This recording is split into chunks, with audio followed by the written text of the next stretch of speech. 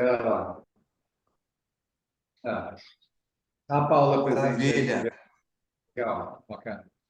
É, maravilha. Prazer estar aqui com vocês. tá. E aí, Capanema, como é que estamos aí na reforma trabalhista? Firme, firme e forte. Com o Firme e governo Lula, forte. com o governo Lula você vai ter bastante Tá, emoções, né? vamos para. Mas olha só, ô Celso, É. a minha onda eu já surfei em 2017, que foi a reforma trabalhista. Agora é com o Rodrigo, a tributária. A minha está resolvida. Falei isso para ele. A minha já foi. Deu certo, sucesso, resolvida. Verdade. Mas continua dando pano para manga, né? Tem muito assunto que decorre ainda da reforma trabalhista de 2017, né? Exato, exato. Mas só que, assim, foi bom que Algumas o partes, principal a gente aprovou, umas né? partes dando problema, outras pacificando, né? É por aí. Nada é 100% como a gente gostaria, né? Uhum. Verdade. Verdade. É. Mas pelo menos a terceirização, Capanema, o STF tá pelo menos bancando a coisa, né? Tá. E agora, inclusive, teve semana passada uma decisão muito boa em que um trabalhador com contrato de trabalho autônomo questionou a empresa pedindo vínculo e a juíza do trabalho, já aplicando a jurisprudência do Supremo, disse o seguinte: não, se você está dizendo que o contrato que você assinou é nulo, vai ter que ir lá na Justiça Civil anular o contrato para depois vir na trabalhista pedir o vínculo, né? Quer dizer, até os juízes do trabalho agora estão se curvando a essa jurisprudência do Supremo. Então, o momento está muito bom para a terceirização. É verdade. O problema é que eles estão vendo todas as ações que eles estão, as sentenças deles, estão caindo por terra. Então, ou eles fazem ou ficam desmoralizados. É isso. Vai ficar aquele recado para a sociedade que a justiça do trabalho está anacrônica, né? E ninguém quer isso. Então, o que se quer é que a justiça do trabalho esteja atualizada e Sim. não anacrônica, né? Ela Mas tem um papel importante, mas tem que estar atualizada. eu não sei se você vê Eu ia assim, pesquisar isso mas agora. eu acho que a Justiça do Trabalho, inclusive, ela tá se mobilizando agora para dar uma reestruturada aí. Não sei como é que você está vendo isso, mas eu estou vendo uma certa apreensão. Tem um embate político aí entre algumas forças do trabalho, né? E aí não é só a Justiça, é o Ministério Público do Trabalho, auditores fiscais, deputados, senadores, enfim, presidente de sindicato, que está lutando para tentar ampliar a competência trabalhista e manter aquela lógica de vínculo de emprego clássica, né?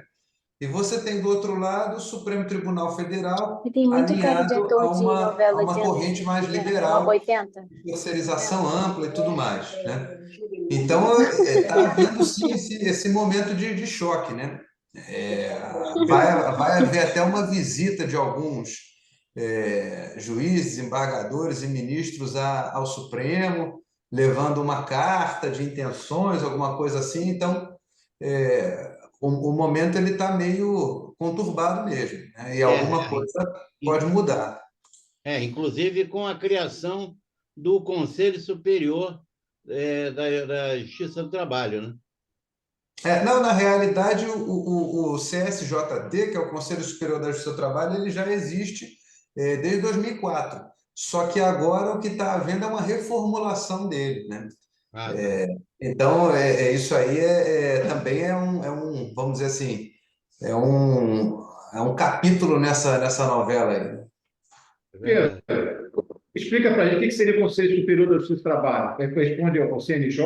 Com que tipo de atribuição teria? Ele tem atribuições administrativas e disciplinares, portanto, ele se assemelha ao CNJ, mas ele é temático, então ele está dentro da estrutura hierárquica da Justiça do Trabalho, TST, 27 tribunais regionais e varas, né? Ele está dentro dessa linha, né? Tá certo. Até Bom, o meu eu vou pedir. padrasto foi agora nomeado para o CSJT nesse mandato. Ele está lá como um dos. São 17 componentes, e ele é um dos 17 que está compondo lá. Quero pedir a todos, portanto, que fechem a parte de áudio, né? O microfone, perdão, né? Para a gente poder sintetizar na hora que a pessoa que estiver falando. Não importa, quiser falar também, vamos liberar o microfone para uma pergunta, especialmente a Liliane, que acabou de entrar, a Isabela, que já fechou também. Tá? Já vamos começar. Estamos só esperando entrar mais uns 2 minutinhos só, o pessoal está chegando aí, já vamos começar nosso debate aqui no nosso É isso encontro. que eu ia dizer, presidente. Eu estava aqui no recreio com o Orlando, batendo esse papo, mas eu já estou a postos aqui. Qualquer coisa.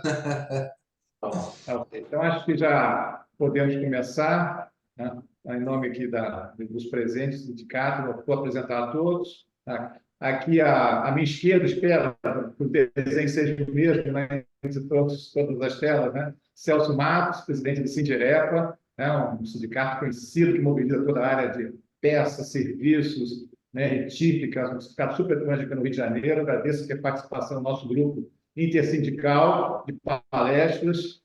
Tem sido a primeira vez que vai participar, que não seja a primeira, que a gente continue fazendo outras em conjunto, né? Orlando, aqui à minha direita, o primeiro aqui, presente aqui, o presidente do CIMEC, né? Aqui, presente. O doutor Pedro Capanema, consultor jurídico da Firjan, que já deu uma série de deixas aqui no início, né? Eu sou Renan Pegari, presidente do Cine, Sindicato de Indústria Metal Mecânica do Rio de Janeiro.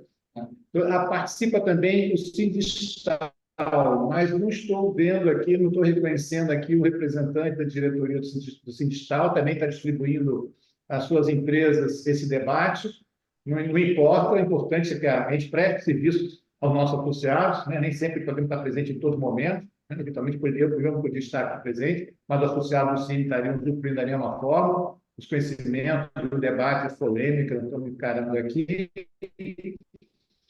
Então, essa é a nossa função, são todos bem-vindos. Não sei se o Celso quer comentar alguma coisa, por favor, Celso, a palavra é sua. Alô, Celso, está me ouvindo Eu bem? vou falar, Quer comentar alguma eu coisa? estou te ouvindo, Ah, bem rápido. ah, Primeiro, falar da importância desse sim. trabalho conjunto, eu acho que intersindical, igual você colocou. Eu vejo que isso é importante porque a gente consegue disseminar de uma forma mais rápida a informação para todos. E aquilo, acho que esse é o primeiro de diversos que a gente pode sentar e trabalhar e com mais tempo divulgar e aí sim trazer a quantidade de associados e levar a informação para os nossos associados. Obrigado pelo convite aí e obrigado pelo Capanema, que para quem não conhece, é o fera da justiça trabalhista. Que Sei. já vai Olá. entrar já. Vai entrar daqui a pouco. Bom, primeiro agradecer mais uma vez aí a parceria que nós temos com nossa coirmã, o CIMI, e dar boas-vindas ao Celso, da Sindirepa, que a gente conhece de longo tempo. Quando eu fazia parte, eu presidia, na verdade, o GMM, eu convidei para participar. Infelizmente, não consegui que ele se firmasse no meio, mas é um prazer te ver, prazer ver o Pedro também, e vamos dar continuidade aos nossos trabalhos. Tudo bem. Vou apresentar o doutor Pedro Capanema, acho que aqui no nosso ambiente da casa, da Feijão, é quase desnecessário, né? Ele é nosso consultor jurídico do Conselho de Política Social, Política Trabalhista Sindical da Federação das Indústrias. Também participa lá da CNI com frequência, também do Conselho de Relações do Trabalho da CNI. Estivemos juntos em Brasília agora, semana passada, justamente discutindo esse ponto, né? E que esse ponto e muitos outros, né, na área de segurança e relações de trabalho, essa área é muito polêmica hoje em dia, e tenho certeza que o nosso encontro vai ser útil. Quero agradecer a presença dos três, todos vocês, né, que deram essa correria. Eu sinto a gente ter acelerado a correria, porque a rigor essa palestra era para o dia 7, nós tínhamos previsto o dia 7, mas eu tenho que apresentar um relatório já até dia 29, então pedi para o Pedro a atenção, a delicadeza de antecipar para o dia 27, né, para hoje, a palestra, né, embora tenha um relatório em março. Né? Pedro vai posicionar tudo isso. Mas é uma sucessão de legislações, a legislação é de julho, mas tem um decreto, um decreto em dezembro, outro agora em janeiro, está tudo muito atropelado, né? As empresas também nem têm tomado consciência do problema ainda, muitas empresas estão de férias, tem muitos contadores que nem viram isso, né? E é obrigatório para empresas acima de 100 funcionários. Quer dizer, eu acho que vai ser muito confuso. É possível, espero ainda que seja possível alguma prorrogação, mas não tivemos nenhum sinal positivo disso. Não foi, Pedro? Lá em Brasília, não tivemos nenhum sinal positivo de uma expectativa de prorrogação em relação à parte administrativa dos relatórios. Então, Pedro, está contigo o tema e, eventualmente, a gente vai posicionando uma pergunta e então deixa mais para o final. Mas se for alguma coisa muito importante, que ficou claro na exposição de um de nós aqui, eu peço que fica tranquilo uma interrupção ou outra, porque eu acho que a gente tem tempo. O assunto hoje vai ser só esse. Nós tínhamos divulgado alguma coisa, discutir STF versus TST, a visão diferente, mas acho que hoje não é possível discutir esse outro tipo de abordagem de assunto. Nós vamos focalizar esse tema e fica a pauta, né? Fica a pauta de uma outra reunião, que assunto não falta, realmente, uma boa pauta. Tá certo, Pedro? Está contigo, tá? Estamos todos ouvidos aí a sua visão e experiência em relação a uma importante questão, que é uma questão que não era para ser mais uma questão hoje em dia, né? A questão da igualdade, a questão tão presente nas associações, nas empresas, né? Mas, de qualquer forma, tem um relatório complicado para apresentar para o governo. Por favor, Pedro. Boa tarde a todos, mais uma vez. Cumprimento a todos aqui, em especial na pessoa dos presidentes aqui, Celso, Orlando, Renan, agradecendo o convite. Tá? Uma alegria sempre ter a oportunidade de conversar.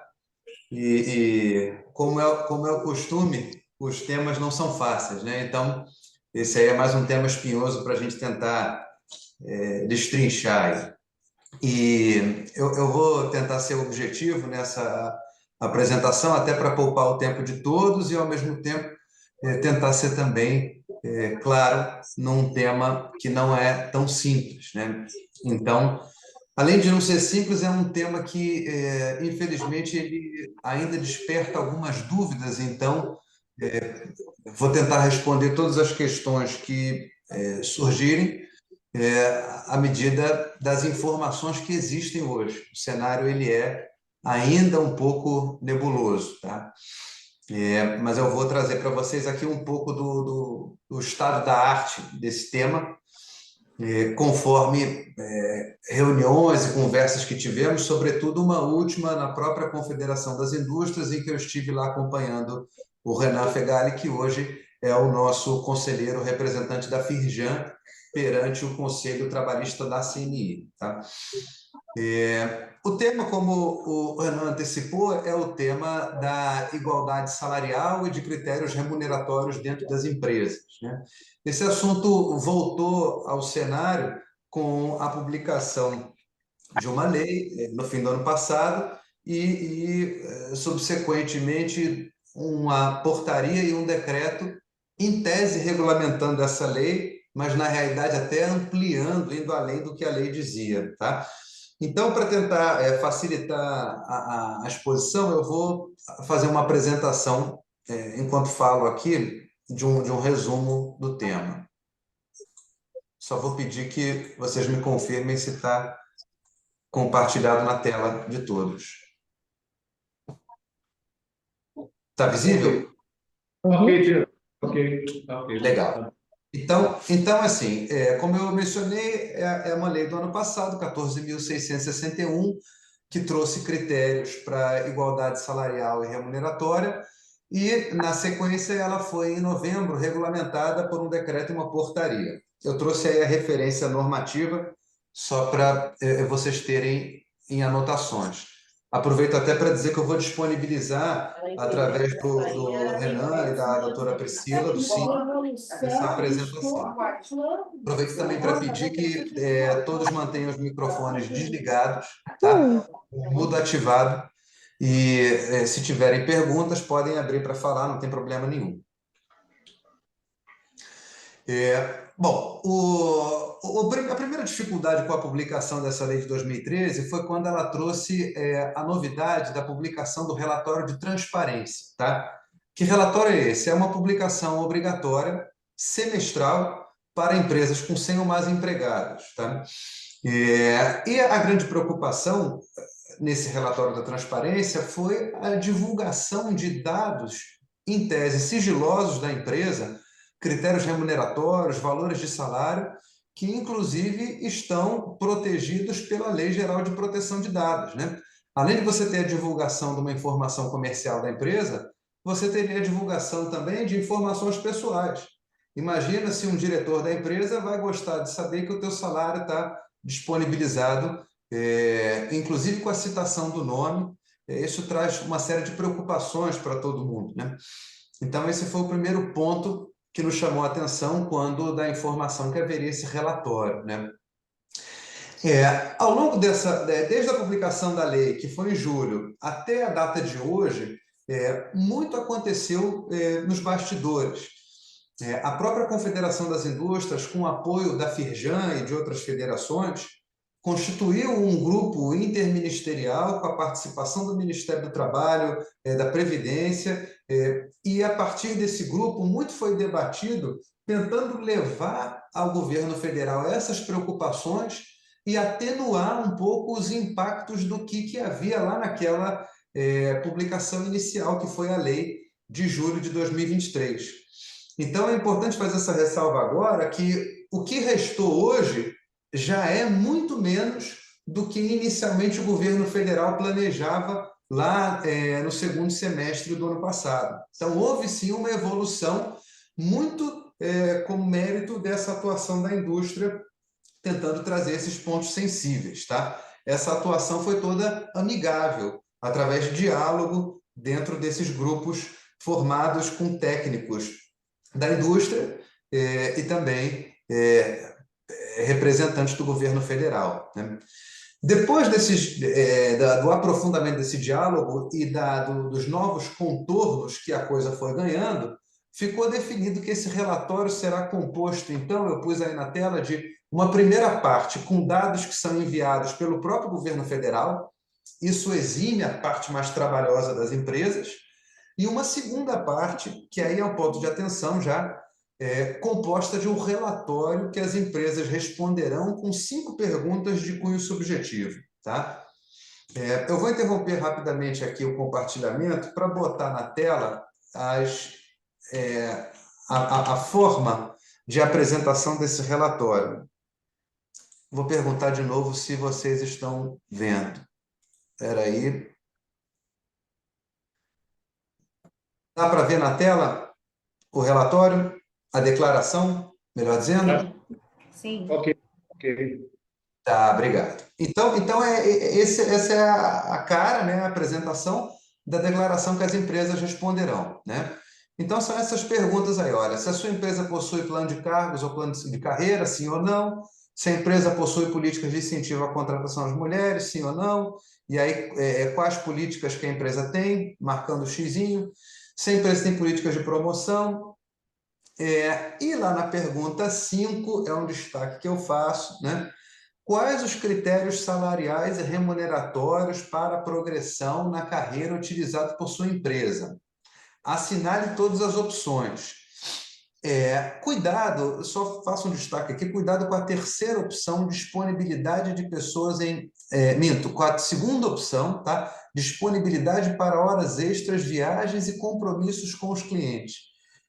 Marcar essa opção pode revelar um critério discriminatório na forma de avaliação para progressão de carreira, tá? Então, eu não recomendo que as empresas adotem esse tipo de critério e que façam a marcação nessa segunda opção. Esse é o meu destaque para vocês com relação ao preenchimento dessa declaração, tá? Quanto ao mais, voltando à nossa apresentação,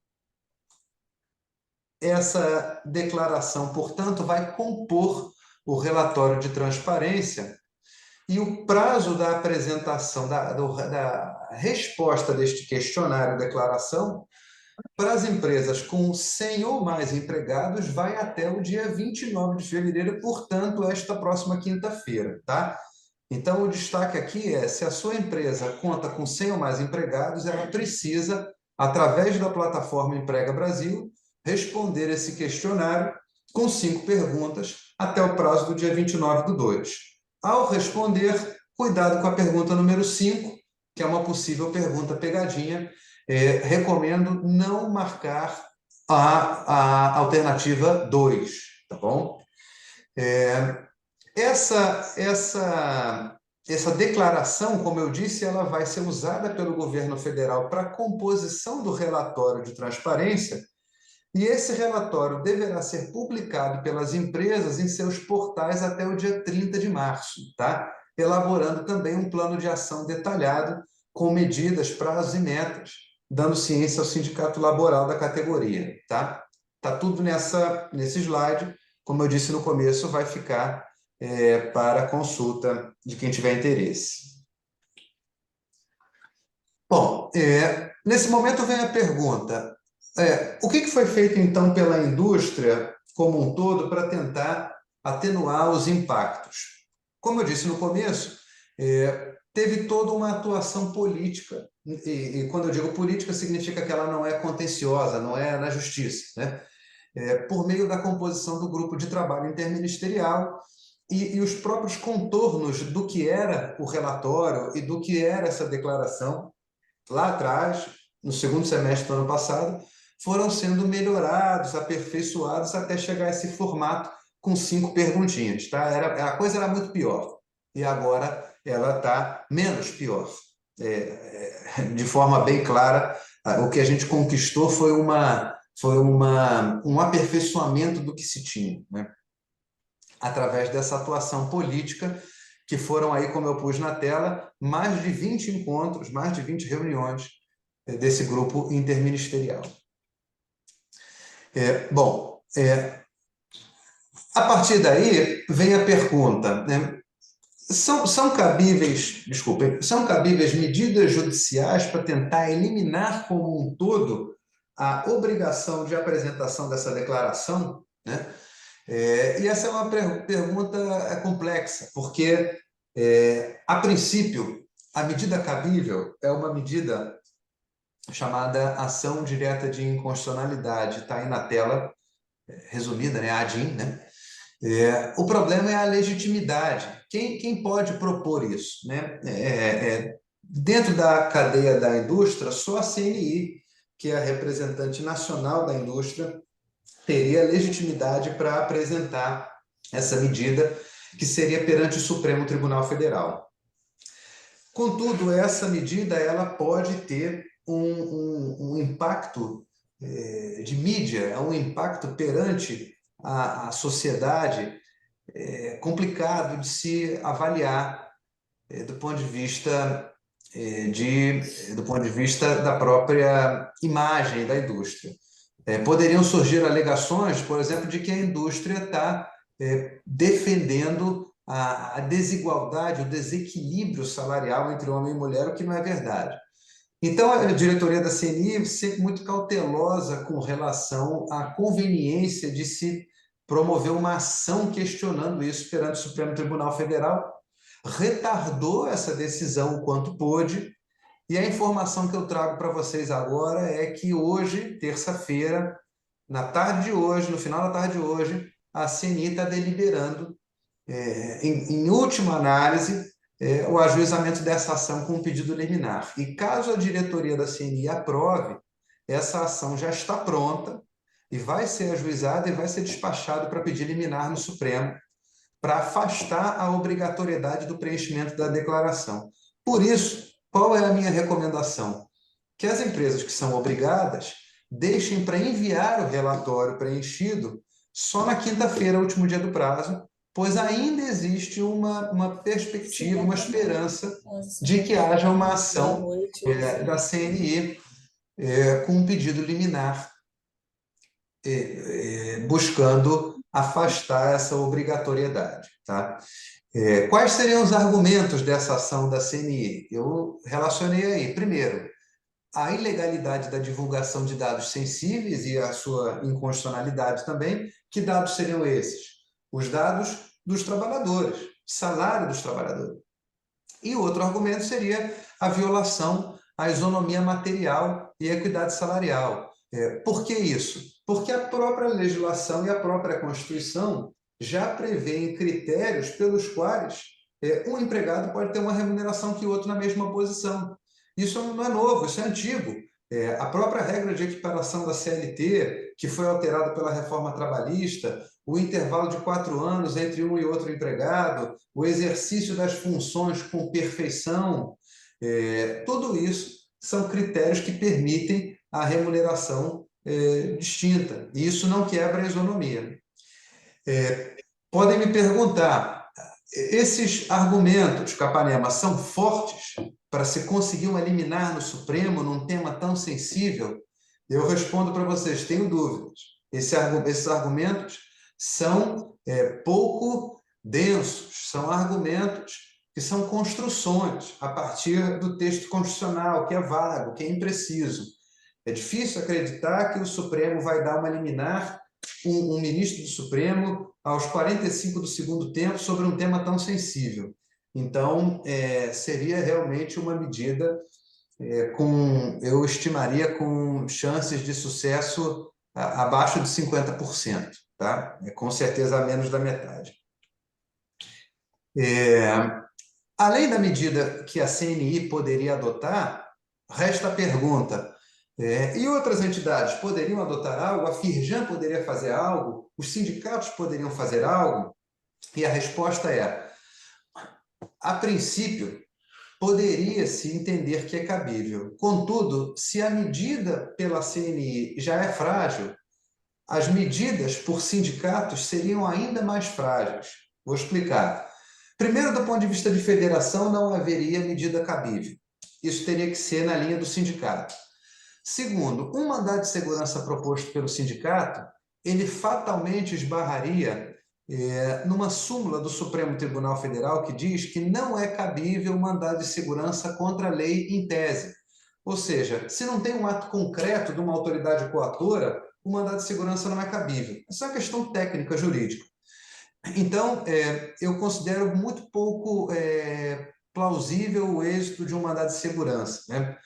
Apesar dessa avaliação, alguns sindicatos tentaram isso, claro, porque se entenderam no direito e na prerrogativa de tentar, em especial um sindicato da indústria do vestuário do Paraná ajuizou um mandado de segurança que já está tramitando pela Justiça do Trabalho do Paraná, 9ª Região, já tem uma decisão despachando para a União Federal se manifestar em 10 dias, mas, na minha avaliação, e aí é uma avaliação pessoal, vamos aguardar para ver o que o Judiciário vai dizer, é provável que a liminar não seja deferida com fundamento nessa súmula do Supremo, que não permite o ajuizamento da lei em tese. O que esse sindicato aí, nesse caso concreto, tentou fazer para fugir da súmula foi ajuizar um mandado de segurança contra o secretário estadual, porque aí ele alega que o ato concreto da autoridade coatora seria o ato fiscalizatório.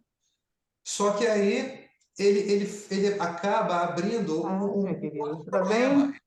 outro problema, que é a questão da autoridade coatora. Quem é o órgão que publica a lei é o governo federal.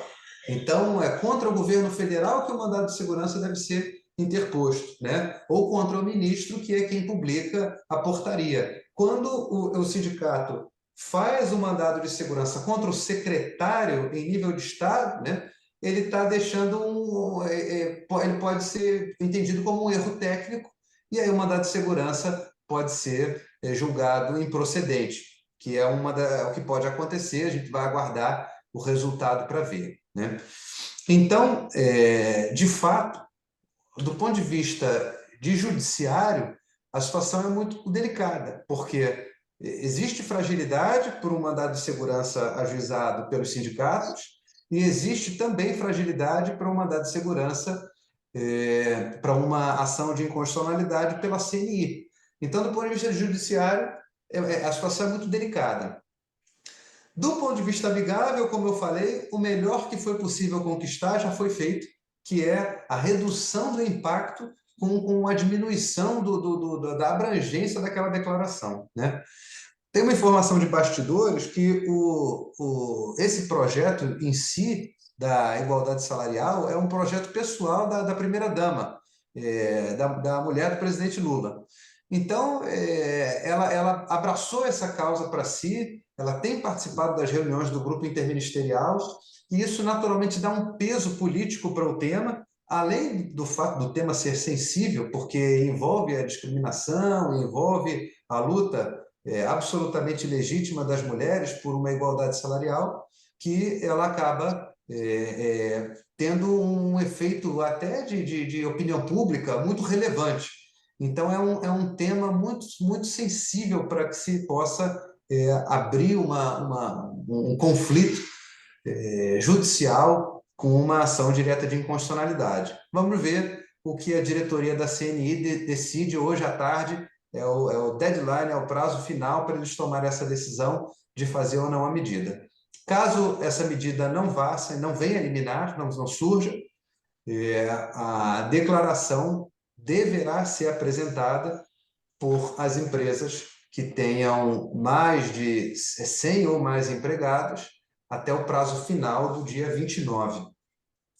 Então, presidentes Renan, Celso e Orlando, em resumo, esse é o estado da arte aí, do tema, o que se tem de mais atual, e eu fico à disposição para responder as perguntas, se eu tiver as informações aqui para fazê-lo, né? Reforço que é um tema delicado e que está cercado de muita dúvida ainda.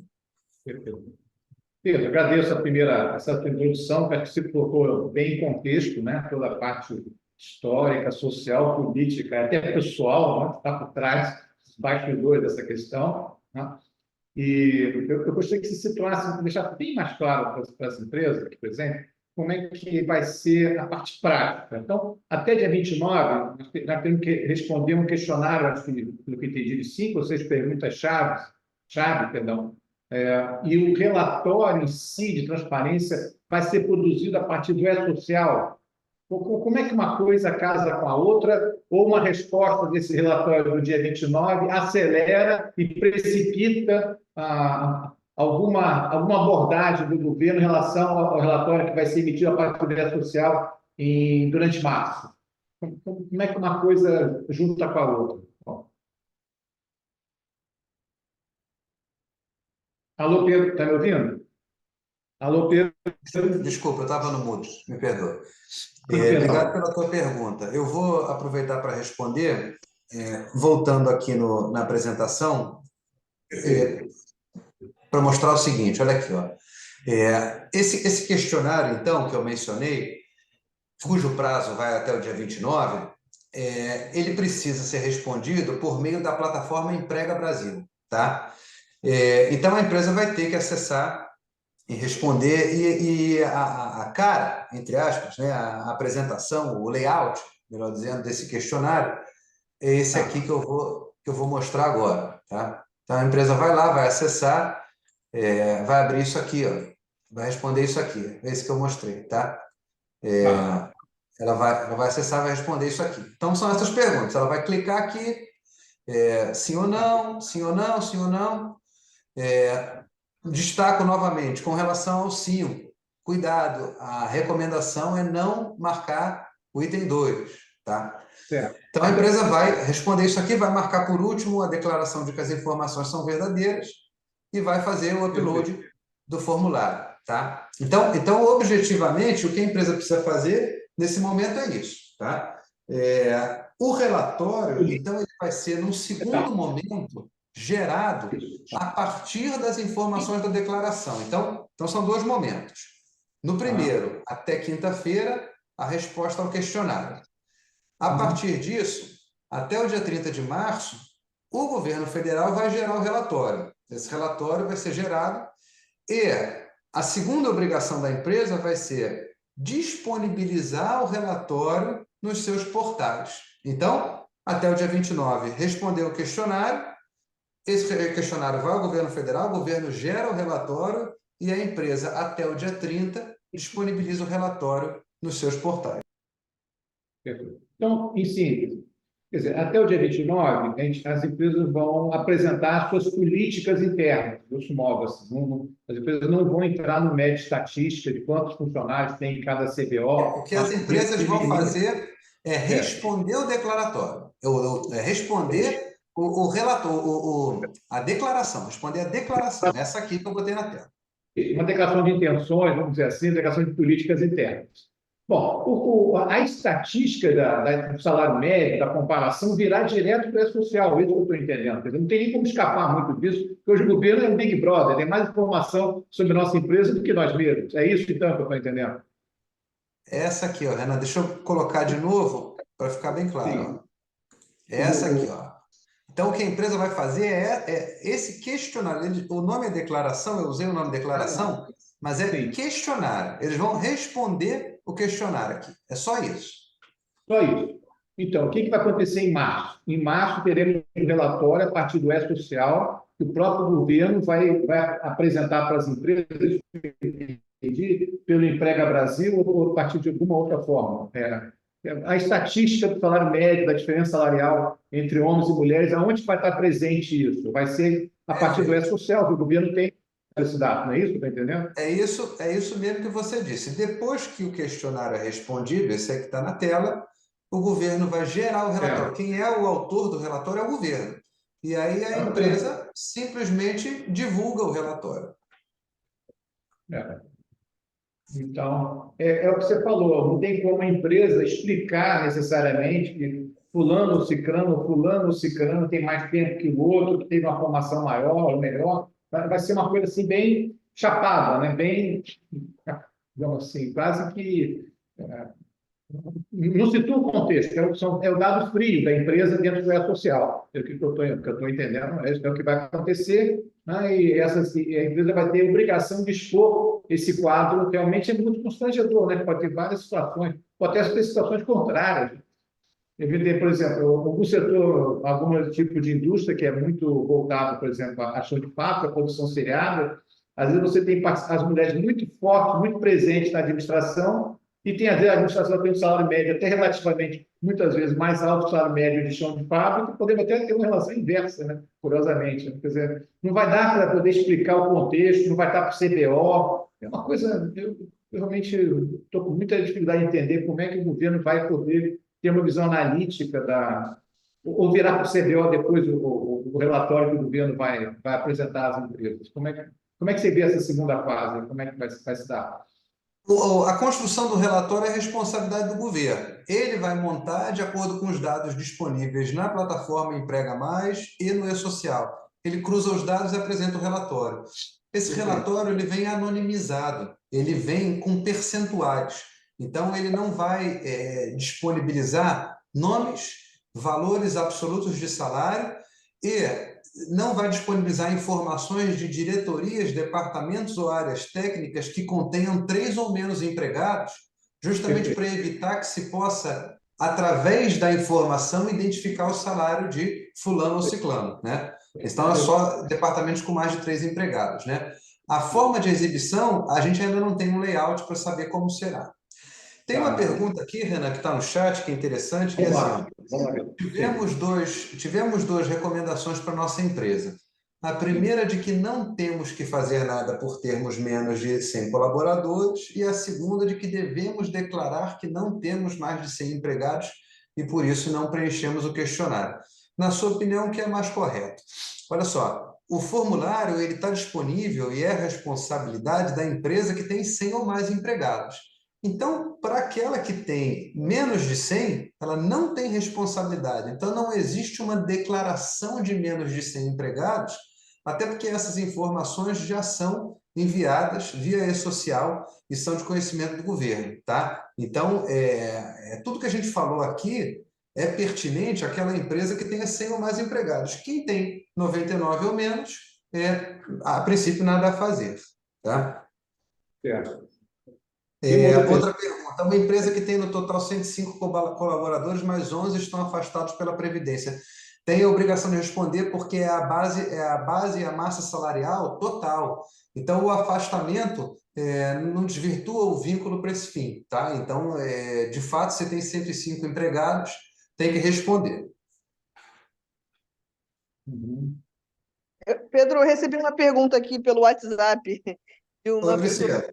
Priscila, manda. A doutora Nina, nossa diretora, ela está perguntando se é possível suspender apenas a divulgação pública do relatório.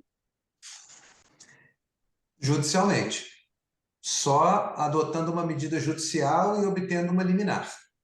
Tá? Muitas empresas, pelo que eu ouvi, tentarão fazer isso depois do envio das informações no dia 29, porque aí tem uma questão técnica do mandado de segurança, que enquanto as informações não estão enviadas, não tem ato coator, né? E aí você cai no problema da súmula do mandado de segurança contra a lei em tese. Então, é uma coisa que está sendo avaliada por alguma empresa, mas isso aí só se a empresa obtiver uma liminar na justiça e até o momento ninguém obteve. Então, é uma tentativa assim, muito difícil, né? É algo que não é simples, simplório, né?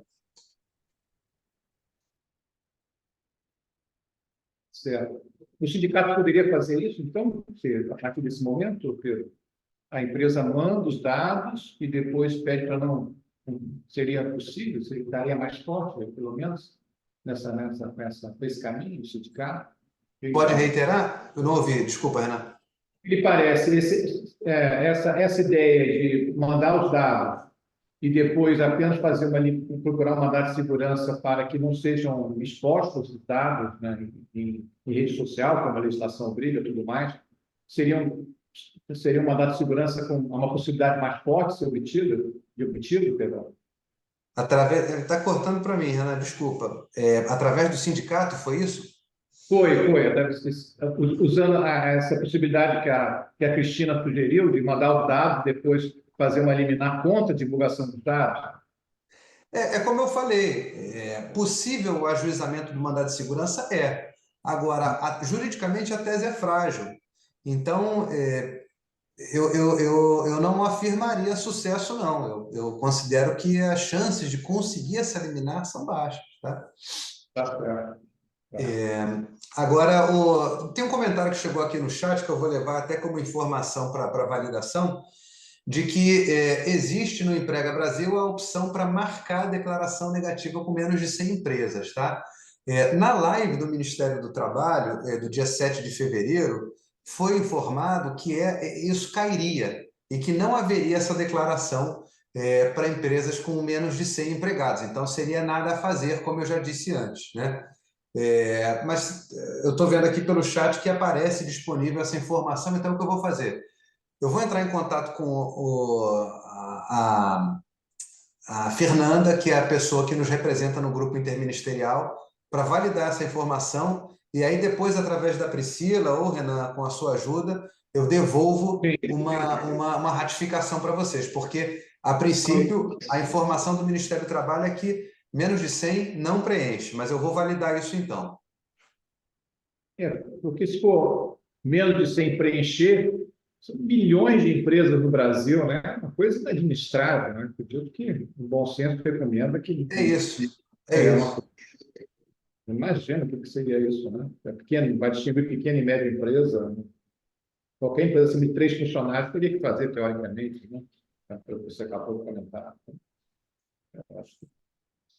Mas é bom ter a confirmação, sem dúvida nenhuma, claro. Isso, eu vou atrás dessa informação e depois devolvo aqui. A gente não pode confiar no nosso bom senso, não, porque às vezes nos surpreende uma série de coisas. Não é possível. Não sei, como é que está aí a dúvida dos nossos participantes aí? Renata, Peixoto, o pessoal da Croydon, o pessoal da Danco, costuma estar sempre conosco. Alguma outra pergunta aí? Estão conosco aqui? Ou já foi esclarecido o suficiente o que nós temos que fazer? Eu acho que empresa acima de 100 funcionários, tem um bloco para responder agora, políticas internas das empresas. Não sei. Ok, vamos lá. Croydon, também não tem 100 também, então está tranquilo a Croydon, né? Foi bom, não sei muito bem. Sim, as empresas com menos de 100, ainda que tenham que ticar lá na declaração, Sim, só o fato de não ter os seus dados exibidos, o impacto é zero, né? A grande é. preocupação é para as empresas com 100 ou mais, né? Então, no caso Uhum, da Croydon, que colocou aqui, é mais para tomar conhecimento mesmo, mas não tem um impacto negativo. uhum, certo. Aí, Orlando, uma questão é... Capanema, você Ah, pode me dar também o feedback dessa sua consulta? Por Claro, favor. claro, eu divulgo para todos aqui. Eu vou falar direto com a Fernanda, que é a pessoa ponte lá, e eu vou trazer a informação atualizada, tá? Tá legal. Obrigado. bom, Luciana Bastos, alguma questão também? Uma coisa a apresentar? Está sempre presente aí conosco no nosso debate. Então, Olá, tudo bem? bem, Luciana. Luciana, Boa tarde a todos. Muito bem ver vocês. Não, para Tá? mim, tudo ok. Ok. Pedro é ótimo, ele tira dúvida até do que a gente não pensou ainda. obrigado, amiga.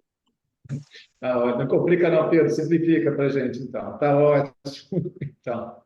Então, acho que nós estamos fechando, né? Conseguimos um recorde, precisamos debater um assunto tão complexo em cerca de 40 minutos, né? Basicamente. Celso, alguma questão maior aí, Celso, que gostaria de lembrar? Estamos fechando aí nossa tarde, tá? Nosso trabalho, primeiro trabalho intersindical aqui nesse ano. Esperamos que tenhamos outros. Não falta assunto, né, Pedro? Essa polêmica entre o TST e o STF está dando panos para manga, como se dizia antigamente, né? Com certeza. A gente pode até depois marcar um outro encontro para falar um pouquinho mais sobre o Supremo, né? Mas Tudo bem. a área trabalhista, eu não posso Tá. me queixar de tédio, né? Porque não houvesse polêmica, né, que seria dos advogados, né? Realmente o terreno está rico para a área do direito. Lembrar que a reforma trabalhista de 2017 deixou uma série de pensamentos novos, né, em relação à antiga CLT, e o próprio TST não concordou com alguns deles, né, com alguns pontos que estão lá na nova CLT, e eu acho que realmente a gente tem que entender melhor o que está acontecendo na área do trabalho, na modelização do trabalho. Muito bem, então acho que estamos fechando nosso dia. Alguém mais quer apresentar alguma coisa? Tem mais alguma coisa no chat?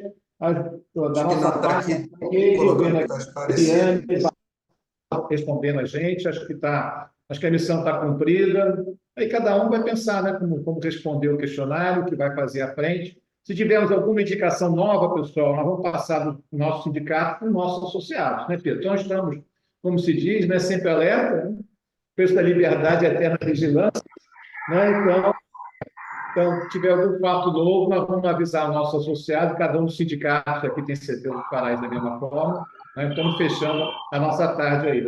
Nina, quer falar alguma coisa? Não sei. Não? O som está aberto aqui para você. Não? Alô? Alô, Alô? alô, É. é que eu estou na Alô? rua. Ah, tá Não bom. quer me Ok, escutar? então. Tá Então, bom, então. Ok. alô, Renan, está escutando? Diga. Eu Então, estou escutando. meu ponto, quando eu coloquei da questão da divulgação, é a Ah, seguinte: coletar informação é permitido ao governo fazer. O problema é que a política pública apropriada está sendo usada de fiscalizar individualmente empresas. E a política pública apropriada para este caso é uma ação afirmativa.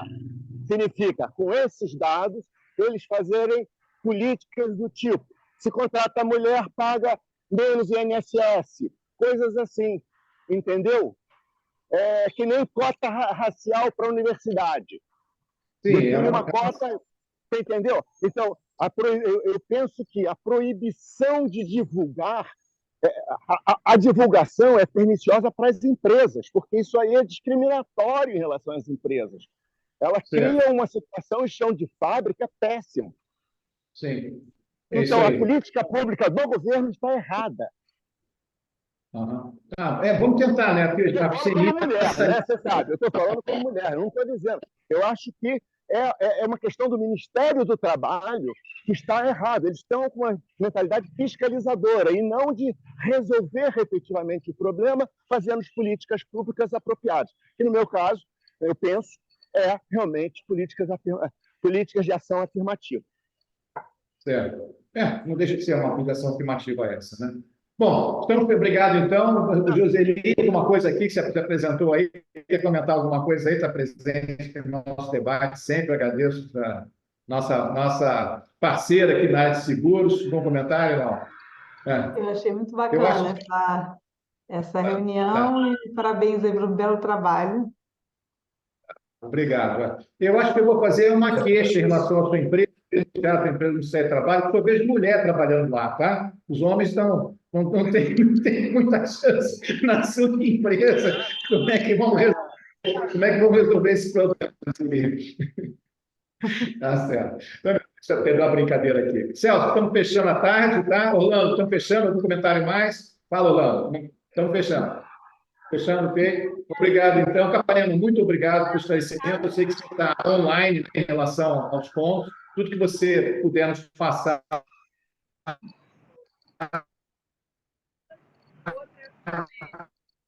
Está travando um pouco, Renan, mas eu te agradeço aí de antemão, tá, o convite, sempre um prazer Em participar tempo aqui. hábil para Conte as comigo. empresas.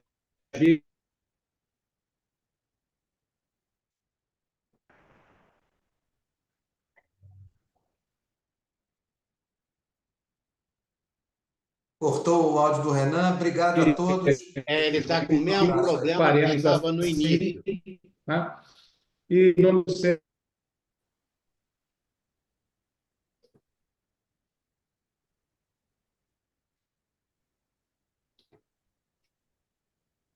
cumprir mais uma vez. Não?